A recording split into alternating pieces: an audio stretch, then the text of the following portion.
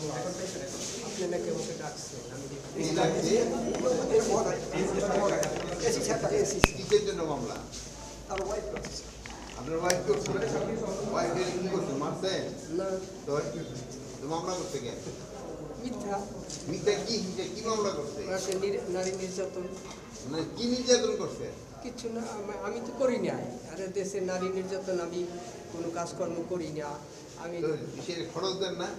আপনার তো অনেক বয়স হচ্ছে, এখন এই বয়সে আপনার বিরুদ্ধে নারী নির্যাতন মামলা। ডিভোর্স দেওয়া হয়েছে। ও তাহলে ডিভোর্স দিয়েছেন? আরেকটা বিয়ে বের হয়েছে? হ্যাঁ, বিয়ে করছি আরও আগেই স্যার। টোটাল কটা বিয়ে করছেন এই পর্যন্ত? 4টা। ও মা, সেটার কারণ মরিয়ে গেছে দুইজন। দুইজন মরিয়ে গেছে। আর আপনি এখন দুজন? এখন ওইটা ডিভোর্স দিছি আর একজন আছে। আরো একজন আছে। এটা বিপদে পড়িয়ে করছি। আর ওই আপনার স্ত্রীও হয়তো বিপদে পড়ে আবার কেস করছে। না, ওরে তো ডিভোর্স দিছি। আচ্ছা ঠিক আছে, দেখেন ইনভেস্টিগেশন করেন। আপনি আমরা এই ব্যাপারেই আছি। আমার আইডিয়া স্যার, আপনার কি বন্ধু চাইটা করতে হলে আপনার একটা আমার তো সম্ভব হয় না স্যার। আপনি কি করেন? আমি ফুডিয়ে চাকরি করতাম, মিনিস্টার ফুডে চাকরি করতাম, চাকরি স্পেনে আর আপনি? আমি টেক্সটাইল চাকরি করতাম। আচ্ছা, আর কে জানি এসেছিল কেস করার জন্য দেখলাম? কেউ আছে?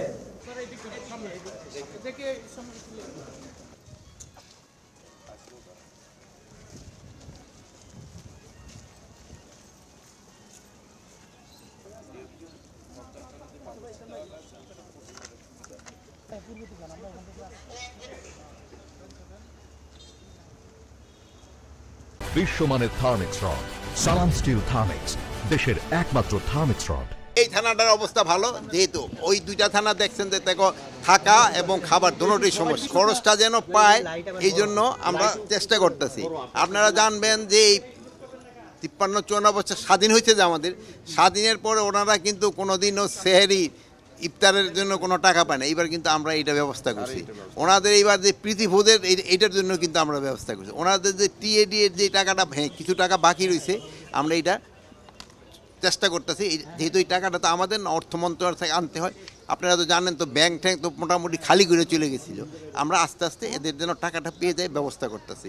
এবং ইসেদের ক্ষেত্রে এই যে কনস্টেবলদের ক্ষেত্রে যে 30% করে পায় ঝুঁকি ভাতা, এটা আবার একটা রেস্ট্রিকশন দেওয়া আছে। এই রেস্ট্রিকশনটা যেন উঠাই দেওয়া যায় কিনা এটা নিয়ে আমরা চিন্তা ভাবনা করতেছি। হয়তো এই রেস্ট্রিকশনটা উঠাই দিলে তাদের অর্থনৈতিক অবস্থাটা আরেকটু ভালো হবে। আমার এখানে আসার মেইন উদ্দেশ্য হলো তাদের থাকা এবং খাবার অবস্থাগুলি দেখার জন্য। এখানে আপনারা জানেন এখানে থাকার অবস্থাগুলি খুবই খারাপ।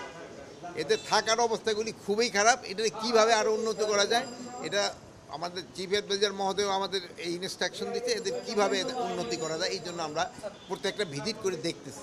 মিথ্যা মামলা যেন হয়রানি না করা হয় এই জন্য কিন্তু পুলিশের অনেক আগে থেকে ইনস্ট্রাকশন দেওয়া হয়েছে, মিথ্যা মামলা যেন হয়রানি না করা হয়।